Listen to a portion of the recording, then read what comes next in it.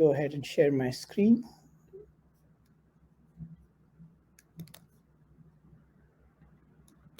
Okay, so hopefully you can all see my screen and everything's visible here. So today I'm going to be talking about the issue of using machine learning in analog design automation. For a long time, machine learning has been very resistant to design automation. It's often been called the last frontier or the last bastion of the expert designer, because there has been a strong need for people who really understand analog design to get intimately involved in all of the details. Automation has not really made a very significant dent into analog design so far. So in the past few years, we've been looking at this problem, and I'd like to relay some experiences that we've had in this area. So to begin with, let's just look at some of the motivations. Basically, analog circuits can be seen pretty much everywhere. Every interface with the real world is inherently an analog interface. So whether you're looking at robot assistants, or whether you're looking at wireless networks or high-speed link backbones, autonomous vehicles, or IoT, there is an element of analog involved in there. What this means is that as we move from the old paradigm where computing was basically mainframes, etc., to desktops and so on, to today's paradigm of computing everywhere, there's a much stronger need for analog circuits to be parts of larger systems.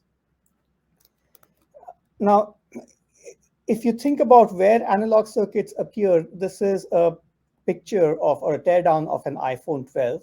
And you can see that there are 3 chips here that correspond to what you would conventionally think of as being digital circuits. Really, the rest of this is something that's probably better classified as analog. Now, I don't mean to say that this is trivial, because clearly there's a lot of effort and expenditure that goes into developing this, but this is an equally important part of the system, and at least by volume in this list, it's significant. It's not just a matter of these types of chips. If you look at a relatively old CPU over here, this is a diphoto. And if you delve in deeper over here, you can see that there are a number of DLLs, PLLs, sensors, etc. So analog circuits really have been around even within digital systems for a very long time. And that also doesn't talk about high-speed I/O circuits at the periphery of the chip. The reason for automating analog design is really twofold. One is that if you think about typical system, it's really dominated by digital in terms of area, number of transistors, etc. But in terms of the design effort, because the digital part is has much greater automation, the analog part often becomes the design bottleneck. And therefore, if we could do anything to automate this and alleviate this burden, that would be extremely helpful.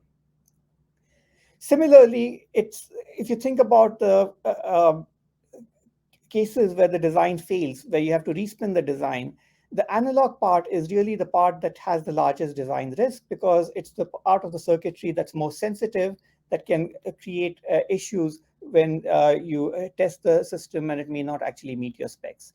And if you could have a correct by construction way of building these circuits, then it would help reduce your design risk as well.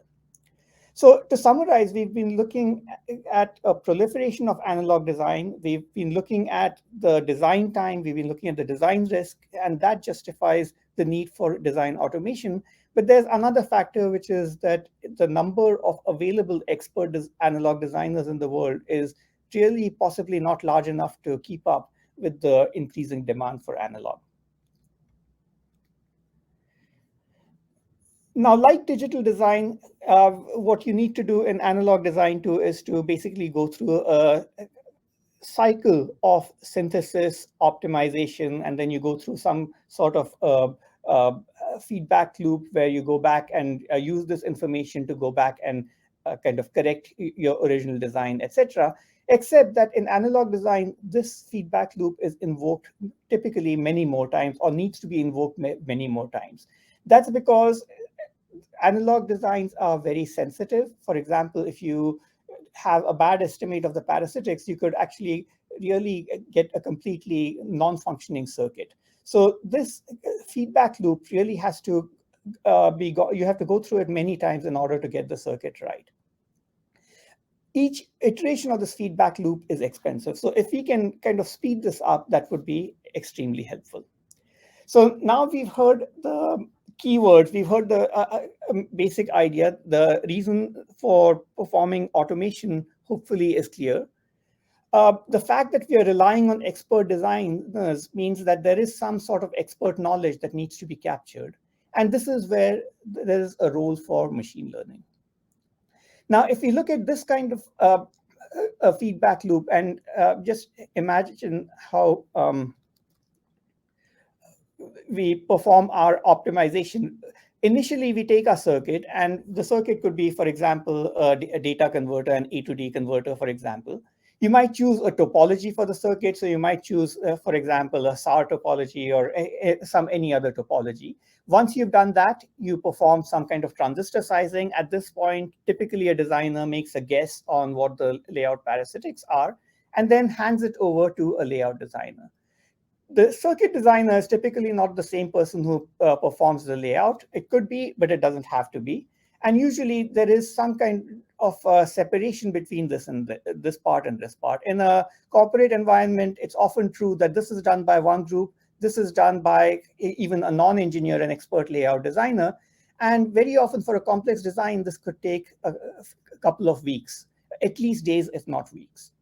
And then when this comes back, then that's when you have a real estimate of your actual parasitics. So then you go back and say, well, actually, I should have sized the transistor in a certain different way. You typically, hopefully, have the right topology, and you don't have to iterate on that.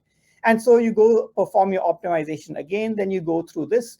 This might take slightly less time because it's an incremental change, or it may not, depending on the magnitude of the change and so on.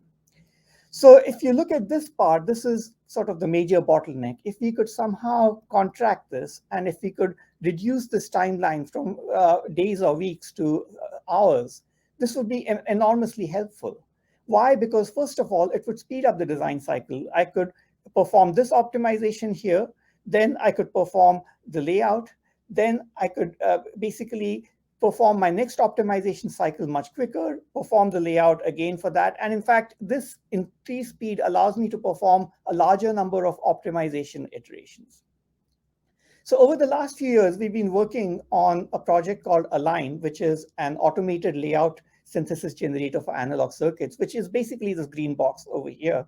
And we've been trying to develop an automated way of generating these layouts for a wide variety of analog circuits. So let's go back to the title of the talk. Breaching the last bastion of the expert designer. Is ML the answer to automating analog? Whenever you have a title that's a question, it should make you a little suspicious. And in fact, if you just focus on this part, is ML the answer to automating analog? There's been sort of some there have been some theories about how these questions should be answered in general. There's a tech writer named Ian Betteridge, and he's got this little aphorism that says, any headline that ends in a question mark can be answered by the word no. And there are other people who have said more or less the same. Examples of this are, have we found the cure for some disease? Well, no, otherwise you wouldn't have asked the question. Does this new map provide the key for peace in some region where there's a lot of conflict? The answer is probably not. And so the theory proposed by Betteridge, or in Betteridge's rule, is that whenever somebody asks a question, is ML the answer to automating analog? The answer should be no. So let's see if that's actually the case. This actually has made its way into scientific articles as well. There's a physicist named Ian Hinchcliffe. It looks like people called Ian like to create rules of this sort. If a research paper's title is in the form of a yes/no question, then the answer to that question is no, which is basically the same thing. And then some people have had fun with this. There's an actual paper that says, is Hinchcliffe's rule true? And this is fun because if you answer yes, then obviously the rule is not true, and that's a contradiction. If you answer no, then the rule is true. So the abstract says the paper demonstrates that Hinchcliffe's assertion is false, but only if it's true. Anyway, so that's sort of trying to parse the title of this. There are academic papers on this, and in fact, there's some interesting trends over here. If how many times do you get a no answer? If you look at computer science, it's pretty often. If you look at physics, these guys are optimists, so most of the time their answers are yes. If you look at philosophers, they're real downers. I mean, they answer no most of the time, but then they also have this maybe kind of answer. Okay, so back to sort of where we were. There have been previous attempts to kind of crack the bastion, to try and make sure that you can automate analog design. So the key question is, what is different this time? One of the answers to this question is the existence or the evolution of machine learning within the past few years. So these advances have given us a number of devices, number of techniques that we can exploit. And I'm going to be talking about some of these in today's presentation. Another thing that's happened in recent years is that as we move to FinFET design rules, you have reserved layers. So basically, you cannot sort of mix horizontal and vertical routes in a single layer. You have gridded layouts, you have fixed spacings, etc. You have complex VR rules. So as a result of this, there are a couple of things that happen. One is that uh, there is less choice. Earlier, the expert layout engineer could really create a route using a very interesting or difficult to automate pathway. And that's really not necessary or even possible under today's design rules. The second part of it is that the design rule manual has become sufficiently complex that the expert human designer is now baffled by it. It's not so easy to come up with a kind of a nice, clean design. And so perhaps it needs more expertise, or even the expert has to work harder. And this is what opens the gates for design automation. The other thing that we've tried to do within the Align project is your traditional analog automation engine has addressed one class of circuits at a time. Unlike digital circuits, where your criteria are power, performance, area, etc., analog circuits are very different. You can have a wide range of circuits. Each one of them is going to have a different set of specifications. So, for example, for power regulator, your criterion may be something like what is the conversion efficiency. For an operation amplifier, criterion may be what's the gain, the bandwidth, the offset, the unity gain frequency, etc. So even the specs depend on the circuit. The types of things that are important depend on the circuit. So we've tried to create a way of kind of understanding this and classifying the way we create our layouts based on the type of engine or the type of circuit. And a critical part of this is being able to figure out what circuit it is. Some of this actually does come from the designer. When they specify the circuit, they will tell you that this is a data converter or this is a series block or something of that sort. But some of it has to be inferred in terms of what are the internal specifications. Now, when you look at the four classes of circuits, there are different things that may be important. In some cases, matching may be important. In some cases, sensitivity is important. In some cases, capacitive parasitics or resistive parasitics may be important, etc. And all of these have actually gone into the Align framework to try and ensure that we move beyond the previous state of the art. So we've been using machine learning, but we've also been using a number of other mechanisms to try and improve the performance of the automated solution. So this is an outline of the Align flow. The input to Align is a netlist, and you can think of it as a SPICE netlist of some sort. This netlist is not necessarily annotated in the sense that you may not actually know that it has these sub-blocks or not. In some cases, it's beneficial to have designer input on that. In other cases, it can actually be confusing because different designers may annotate a netlist in different ways, and your layout may depend on the kinds of hierarchical blocks you choose. So we use, as a basic approach, an unannotated netlist. We'll flatten it if it's not flat along this path. Then we create our own annotation, and this is where machine learning can be very helpful. Once we have this, if you look at a circuit over here, this is a switched capacitor circuit. Uh, the we are assuming that it's a netlist. So in other words, its size, the transistor sizes are known. What changes in layout are the parasitics. And so we need to generate electrical constraints. So if, for example, if it's an operation amplifier and we need to meet a certain set of constraints, then we need to place limitations on the parasitics that are allowable.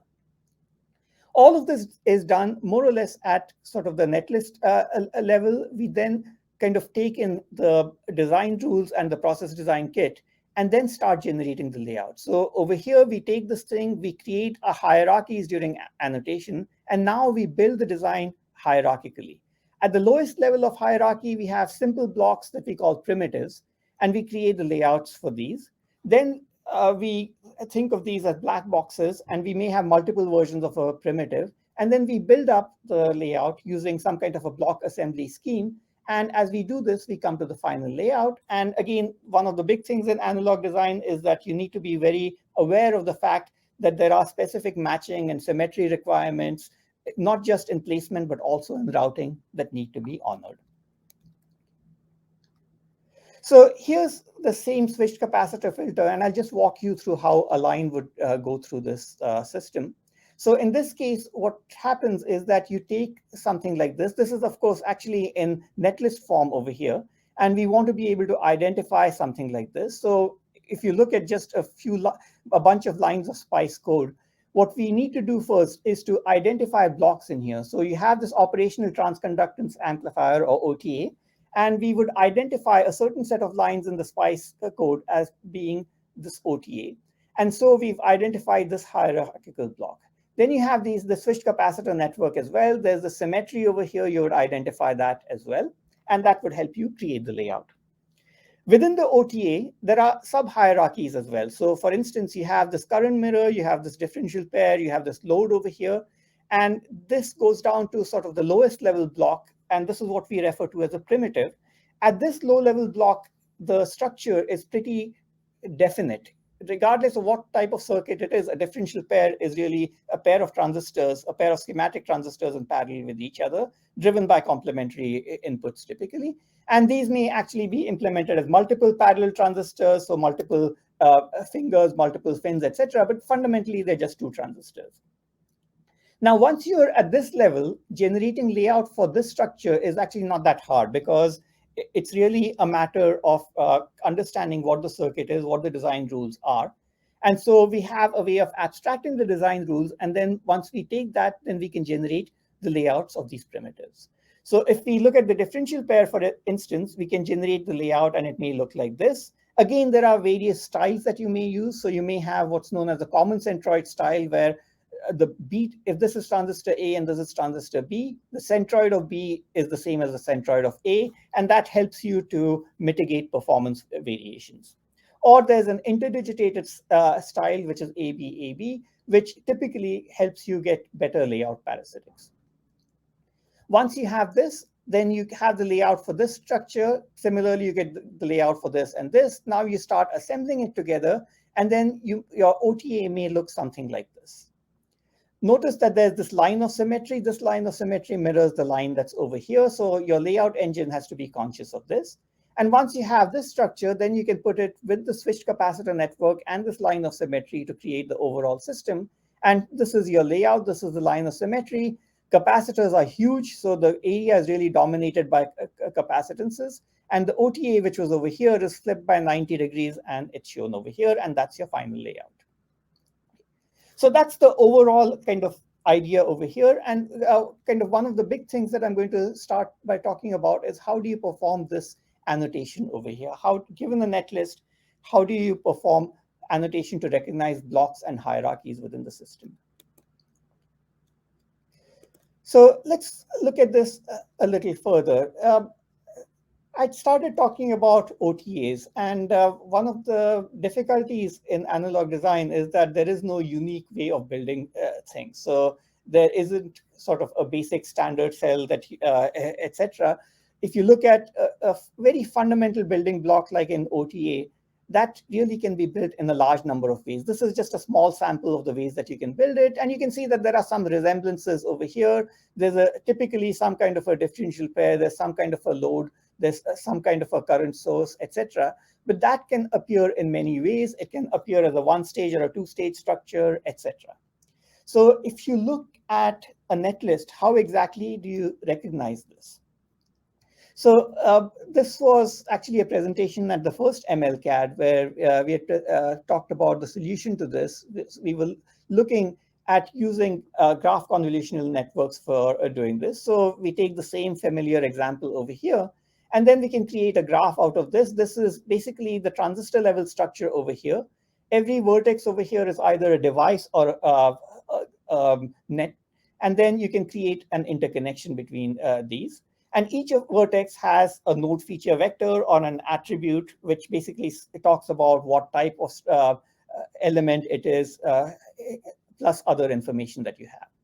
Now, within this, what we want to do is to recognize or match it to a certain set of topologies that look something like this. So we can train a GCN to recognize something like this. So we can train this so that we populate this with node feature vectors, perform some kind of weighting, aggregation, etc. And in this case, we have a two-layer GCN. And based on this two-layer trained GCN, if you give it a network of this sort corresponding to this, it will tell you that these are the nodes that correspond to the OTA. The rest of them are non-OTA nodes. So once you do this, you can basically say, okay, this is the part of the circuit that corresponds to the OTA. These are the vertices and nets and transistors that correspond to this. And so you can detect this level of hierarchy over here. So we kind of applied this to this very circuit over here. And we looked at the OTA part of this. We looked at the bias circuitry, and then there's the part that was kind of none of the above, for example, the switch capacitor network. And if you look at the confusion matrix over here, you can see that it was fairly successful in predicting the actual class. So 21 of the vertices that were OTA vertices were predicted correctly. For the bias vertices, 35 of them were, but then this one was incorrectly predicted. Now, what we found was that a lot of times when we had incorrect predictions, in fact, all of the times, if you just kind of ran a very simple post-processing step, it would correct for that. So for instance, it would be something like, well, the source and the drain of a transistor was detected within the OTA, but the gate for some reason was not. And that's actually very easy to detect using post-processing, and that actually gave you perfect prediction over here. Once you have something like this, then the nice thing is that if you have this, you have not just the OTA, but you can also figure out what these primitives are. And then once you have the primitives, you can infer what the symmetry constraints are, and that allows you to build this layout and then eventually this layout, as mentioned earlier. We tried this on other structures as well. This is a phased array receiver. So this is the schematic over here, but actually what it looks like at the transistor level is that each of these is some kind of network of transistors over here. And we did the same thing over here, and then we tried to identify nodes as belonging to one of these classes over here. And again, in this case, after a small amount of post-processing, the prediction was perfect. So the nice thing about this is one of the reasons why you need the expert designer is because you need to be able to recognize these structures. You need to be able to detect that these are these specific types of structures. And once you detect them, then you understand what the layout strategy should be. You understand what the symmetry requirements should be, etc. So this part can be done using graph convolutional networks. We also tried a second approach, and the second approach actually tries to do it quote unquote without a training set. As we'll see later, we actually do use a training set, but it's not a training set of circuits. In the previous case, we needed a large library of OTAs in order to train this. In this case, the training set looks a little different. It's not a library of circuit structures. The motivation for this was that we are a relatively small manpower operation. So sure, we can take OTAs and sort of actually figure out a large volume of OTAs and use that as a training set. But to generate a training set for every single type of analog block out there is simply not scalable. So what we did was the following. We looked at a circuit of this sort. This is an FIR equalizer. So in this case, what you have is the submodules over here. These submodules give you multiple lines of symmetry. So you need a line of symmetry here for this differential pair, one for this differential pair, one for this. And then there's this other line of symmetry over here, which actually has to be placed so that all of these are symmetric about it. So again, you can see that there's a hierarchy here. There's a differential pair hierarchy here. There's this block over here, which is this module over here. This is replicated several times. And then there's the higher module over here.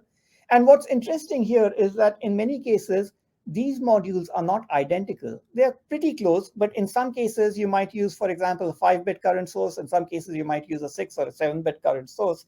And that's just the nature of the way equalizers work.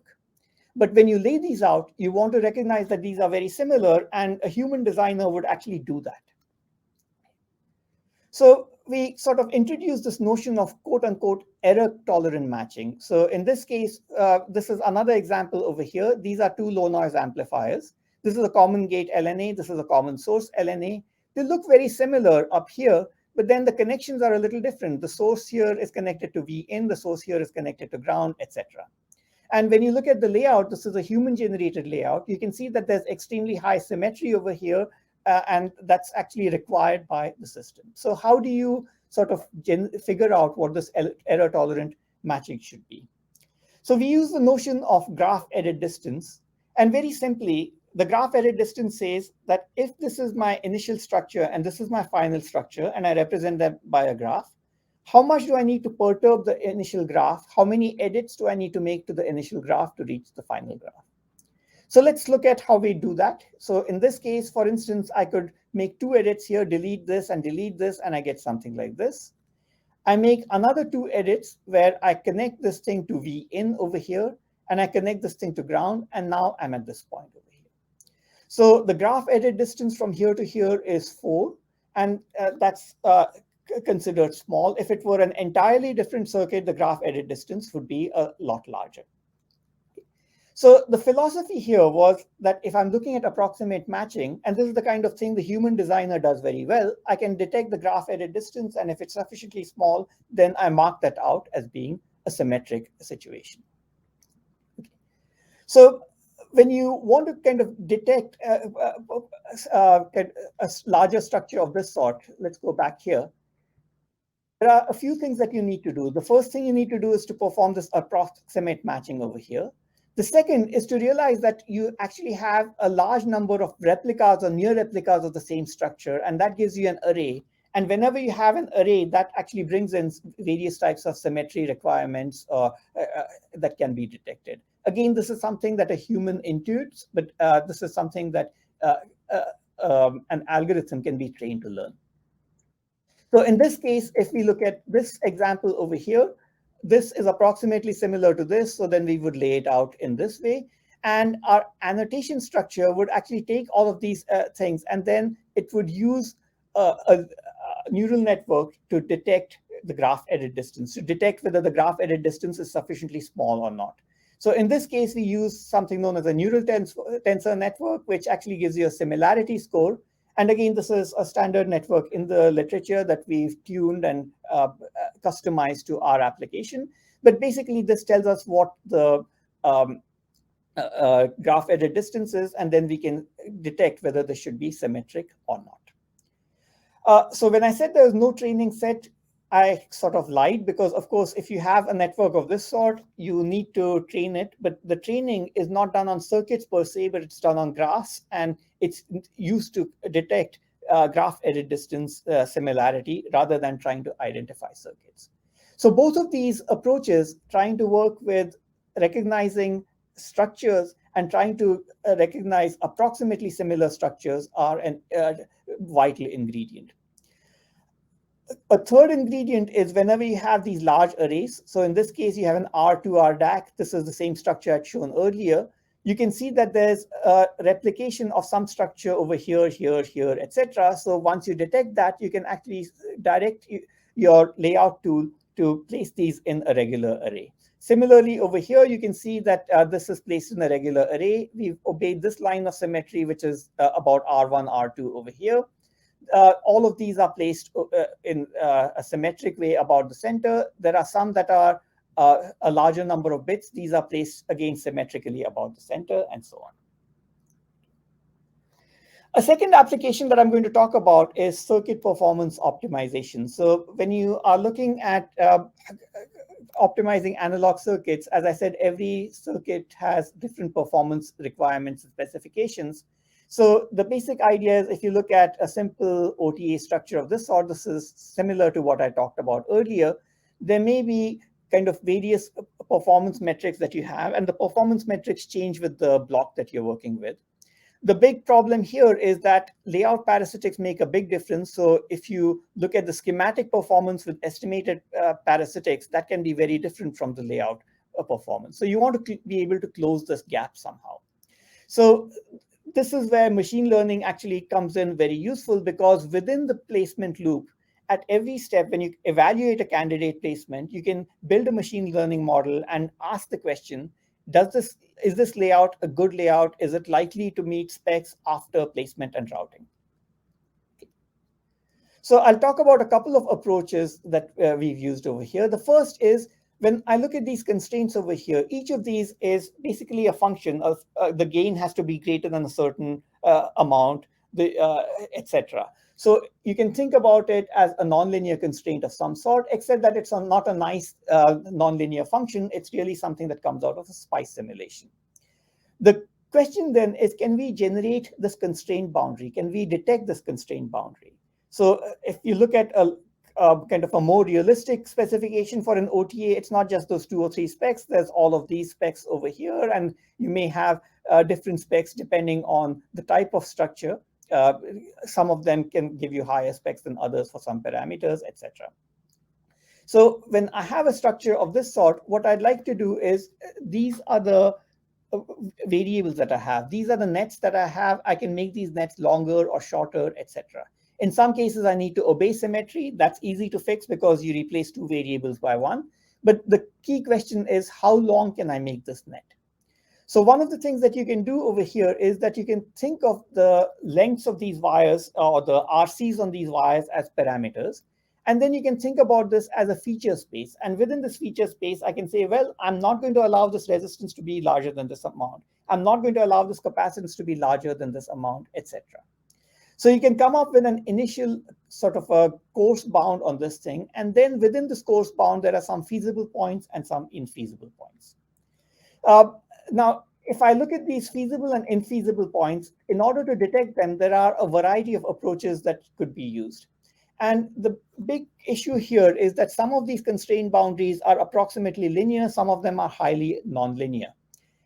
So if I take some of these constraint boundaries and I apply these 5 approaches over here, I can see that my F1 score actually is pretty good for some of these. The blue line, in fact, here, which uses the linear SVM, does pretty well even for a small number of samples.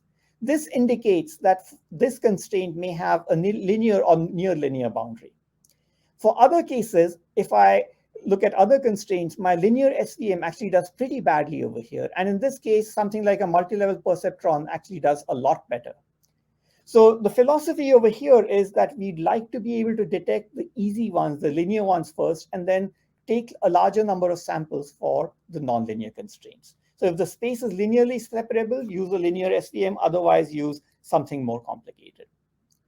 So we have a flow which basically performs initial feature space pruning, performs stratified sampling, extracts these linear constraints using the SVM, and then goes to potentially nonlinear constraints. Or if this is not enough sampling, we can actually perform more sampling and then check if this fits a linear constraint. So let's look at this picture over here. We have this initial region that we are exploring. We perform stratified sampling and we say that, well, these are the points that we have. And based on this, we identify feasible and non-feasible points.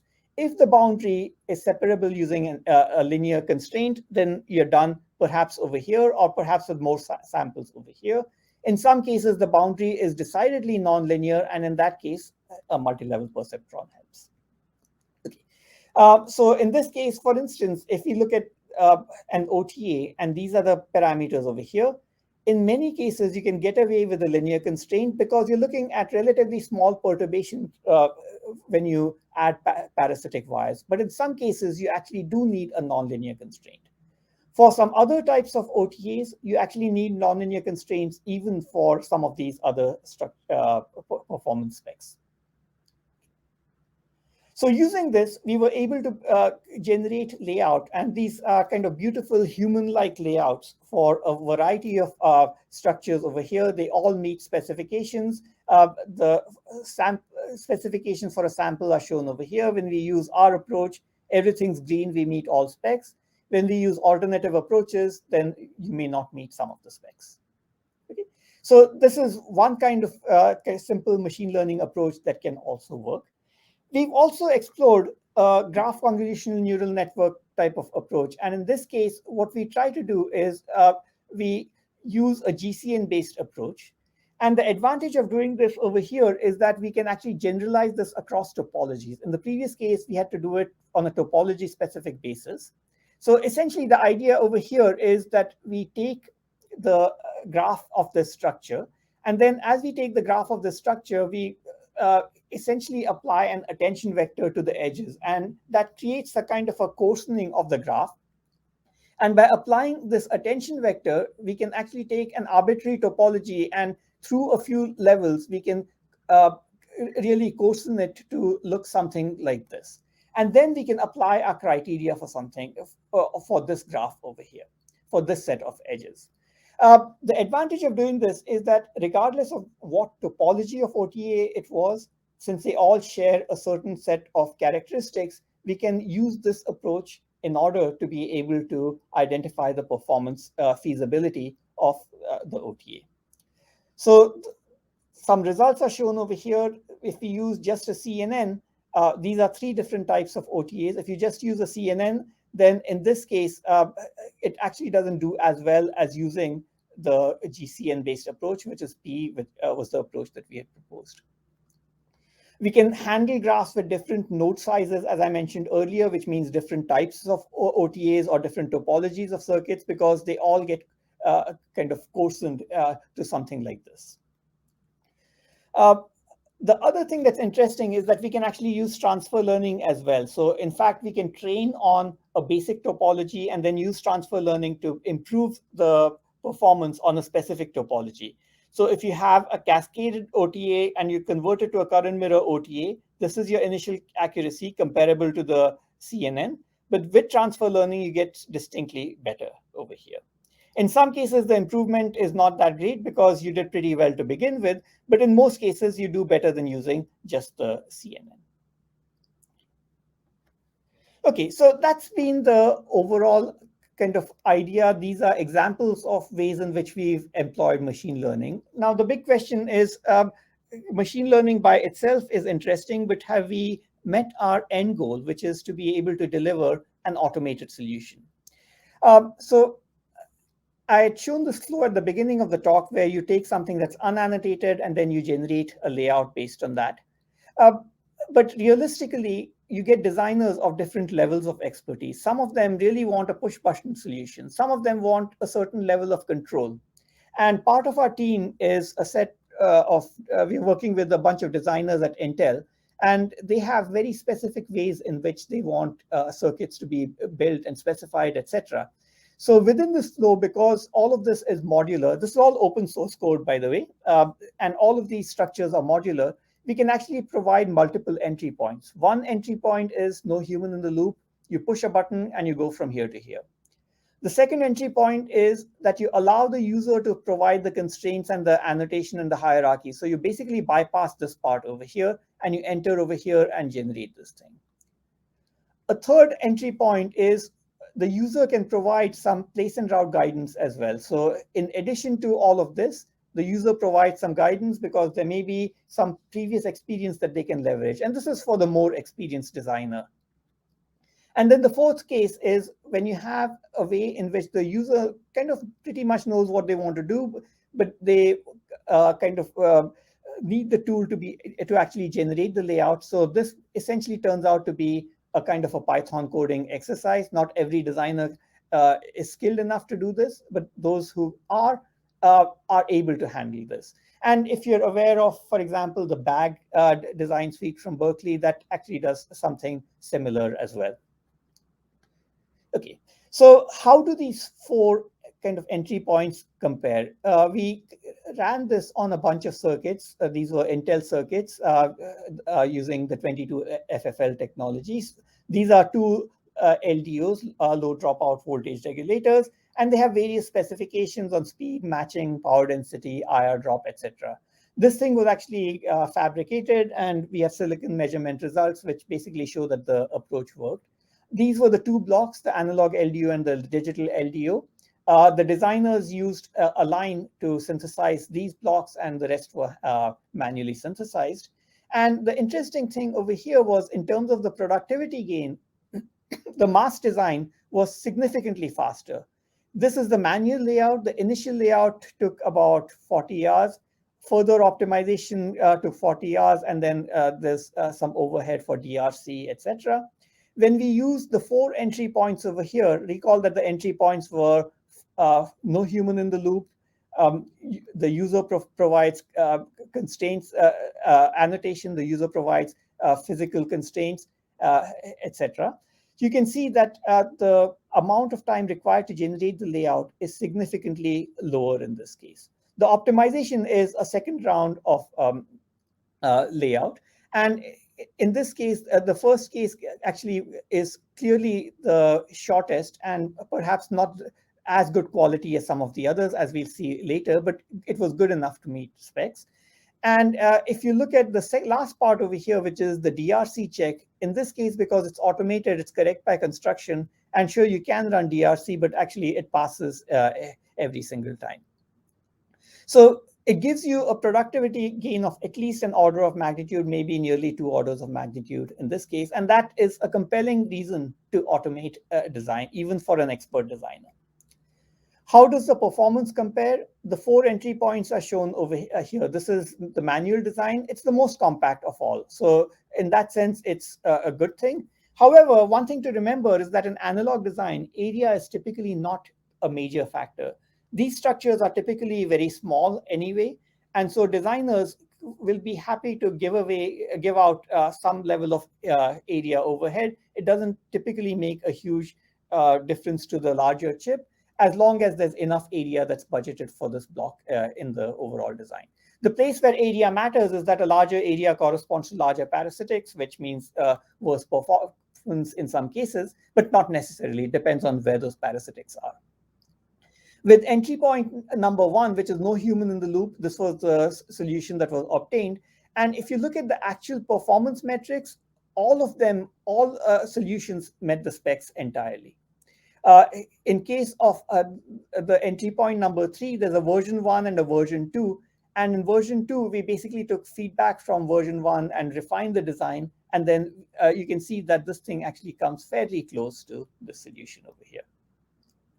We've used a line to synthesize a wide range of circuits. As I mentioned early in the presentation, we want to be able to synthesize basic analog structures, wireless structures, wireline structures, power delivery structures. All of them have different types of constraints. And we've tried to make a line truly general in being able to handle a very wide range of designs. We've applied it to a number of technologies, a number of PDK technology nodes, and it seems to work across these technology nodes. Some lessons that we've learned along the way. Now, this might sound really obvious, but generating training data is hard. I'm pretty sure that a workshop like this knows this already.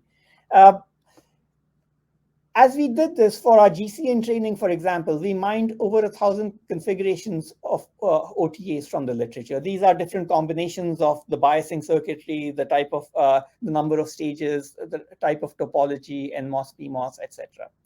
And in order to do this, we were able, by doing this, we were able to train the GCN and get pretty good accuracy. But for a small team, this is not sustainable, and it really becomes difficult to be able to handle this for larger structures. So then we asked the question, well, designers don't actually look at thousands of configurations. So how do they figure this out? How do they go across a wide range of structures?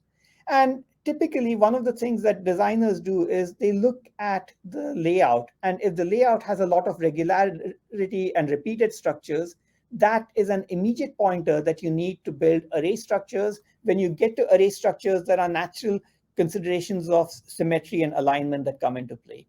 So we've added this into our approach as well, and we were able to attack a fairly large number of circuit structures. So for example, data converters did not actually require all of this, because once we found this structure over here, we were able to uh, lay it out. And even without kind of precisely knowing all of the training network to recognize all of these details, we were able to get pretty good performance out of the systems. So the idea here is that we, instead of trying to sort of use machine learning as a universal hammer, what we tried to do was to use it in the most critical places, understand what is important for the application at hand, and then try and use machine learning in the most critical places, focus our attention on actually generating training data sets only where it was most needed. Uh, but of course, this doesn't work in every single context, because in some cases you do need a large training set. We've had some recent work on synthetic data set generation that's going to appear in ICCAD 21. We've done this in the context of optimizing power delivery networks, which are important in both analog and digital circuits. So most of you have seen these images of machine learning generated faces. This is from Pulse at Duke. The question we asked ourselves was, if we wanted to do this for benchmarks, couldn't we do basically the same thing? We could basically say, well, let's try and use a generative adversarial network again, and then use that to basically automatically generate a bunch of benchmark cases that look similar to a training set. There are some challenges over here. We have to work with a very limited training set, because typically we don't have a large number of designs. But then what we did was we did something interesting. We said, well, actually, if you just look at Google Maps and you look at satellite pictures, there's a certain similarity between Manhattan geometries and satellite pictures and chip structures. So these buildings correspond to macro blocks, the trees correspond to current hotspots, etc. And so we use this as an initial training set, and then we use transfer learning to be able to um, uh, kind of generate the actual images for the GAN. And these are samples of images that we've generated using this approach. This is a case without macros. This is a case with macros. Again, basically, it uses a hybrid of learning from these satellite images and a set of real circuit test cases. The other thing that we learned from here is to use machine learning where it most makes sense. Machine learning is an extremely good hammer, but you don't really have to use it absolutely everywhere. So for instance, when we look at cell layout of parameterized primitive cells, if you look at these primitive cells, the differential pair over here, you often need to parameterize them, because you may want to change the number of fins, the number of fingers, the gate length, or you may want to change the layout, the dimension of this, the dimension of the array, etc. Most of these can be done procedurally, and they can be done extremely well in a procedural manner, particularly for analog, where you have more flexibility with area than you do in the digital case. So using this kind of a non-machine learning approach, we've been able to look at the layout generation for these parameterized cells. Similarly, common centroid layout, which is really important for a number of applications. So these are capacitors that need to be matched under process variations. This is something that can be handled more procedurally, and this is not a place where we've particularly tried to use machine learning. So we've tried to use ML in the places where it makes most sense, the places where designer intuition is really most important, and annotation and constraint understanding was really some of the biggest issues that we had. So coming back to the original question of Betteridge and Hinchcliffe, is ML the answer to automating analog? Well, clearly my answer is not really no. My answer is it depends. There are situations where it really is helpful. Now, the question is there sort of a way to get to a yes answer? Well, if I modify the question And if I say, is ML part of the answer to automating analog, my answer would be an emphatic yes, because there are really capabilities that ML offers that are not available from existing or previous approaches. And this has been a kind of a game changer in analog design. So I'd like to acknowledge the Align team. This is not my work. This is the work of a large number of people, a joint effort between the University of Minnesota, Intel Labs, and Texas A&M, and a number of dedicated grad students and postdocs. This concludes the presentation. I'd be happy to take questions at this point.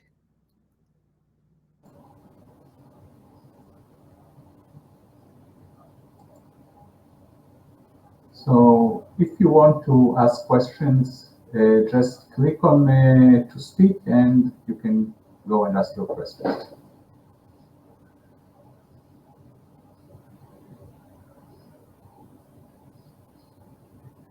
There's a question in chat. Is standard cell design a suitable candidate for Align? So I'm not sure I fully understand the question, because standard cell design is typically a digital construct. What's more analog-like is this notion of P cells, which are used in Cadence, which are parameterized cells. And the primitive cells that we are looking at, in principle, are not that different from P cells. Basically, you have a structure, say a differential pair, as I mentioned, and you might want to parameterize it to have a certain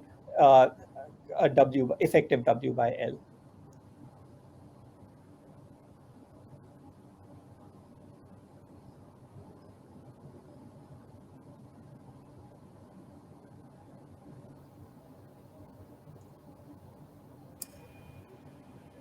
Go ahead, Mark. Hey, Sachin, great talk. Yeah, so I'm just, like since the workshop, I'd like to, like have some good discussion with you. Like basically, what do you think the future of ML for analog design? I guess you already mentioned that. That's the key thing of your talk.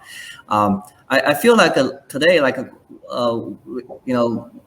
most of the researchers are still kind of trying to focus on using algorithmic kind of approach to layout, and see if machine learning can help a little bit on the side, or kind of bridging the gap between design intentions and the automatic tool.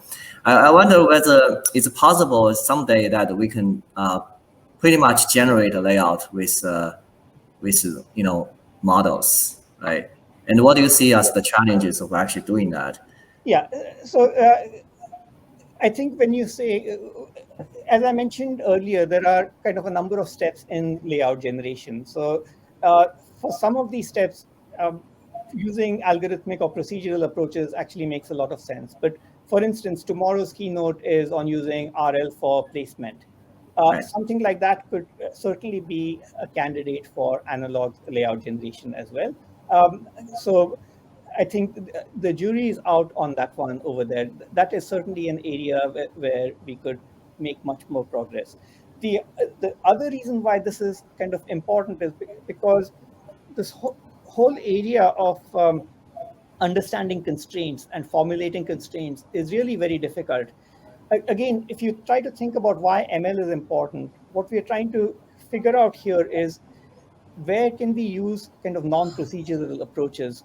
One place where that is helpful is places where human intuition has been very important. And that's been very important in understanding constraints and figuring out how to translate a different set of constraints for a different set of blocks, and trying to give it a uniform solution. If you think about the gameplay, like chess and Go, right? So maybe people learn chess with certain rules, right? Okay, you can, how do you open up the chess? Like, and this, just a number of ways to do that. Those are rules, kind of like constraint of layout.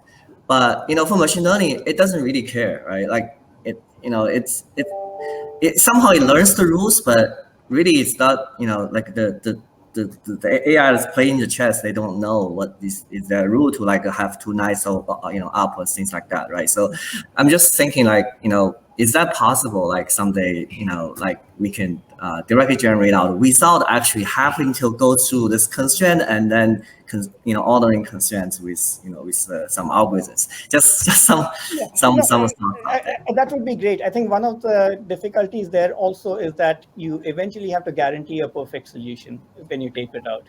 So it may be that this can get you 90% of the way, and the last 10% might require further massaging. Yeah, exactly. Yeah, I think also a DRC problem is also very hard. Like routing, actually, once you have placement and routes, right? Those are difficult. I believe. Yeah, and in fact, I also want to give a shout out to your paper at DAC coming up on standard cell routing. So that's a very interesting approach as well. It's I also take similar approach. I have the algorithm makes the stuff in it, but I'm just curious like whether let's give time to other questions, please. Okay, sure. All right. So we have other question in the chat. The first one is what is the largest size of graph in terms of number of nodes and edges where a line was able to generate? It's because a line is not, it's actually a set of modules. It's sort of hard to give a direct answer to this. So we use graph structures for recognition, for instance. And over there, I think we were looking at order of a few hundred nodes. And another question, how did you generate the hierarchical graph substructure that you wanted to compute the similarity score on using NTNs? For the NTNs, the graph structures were actually, they were flat structures. They were not hierarchical structures. So we were comparing a pair of flat structures and looking at the similarity score for those. So for instance, if we were looking at the FIR equalizer, we actually had a flattened version of that. And within that flattened version, we took segments of that, and then the neural network basically identified regions that had a good similarity score. Okay, and the final questions. How do you post-processing to remedy incorrect prediction from your ML model? Is it human investigation by their eyes? Well, when you debug, it's always human investigation by the eyes, right? But our eventual goal is to provide a fully automated solution. And essentially, in the post sort of debug stage, we've been able to do it algorithmically for all the test cases that I had shown in today's presentation. Okay, thank you very much. Again, a very interesting talk. And if you have more questions, you can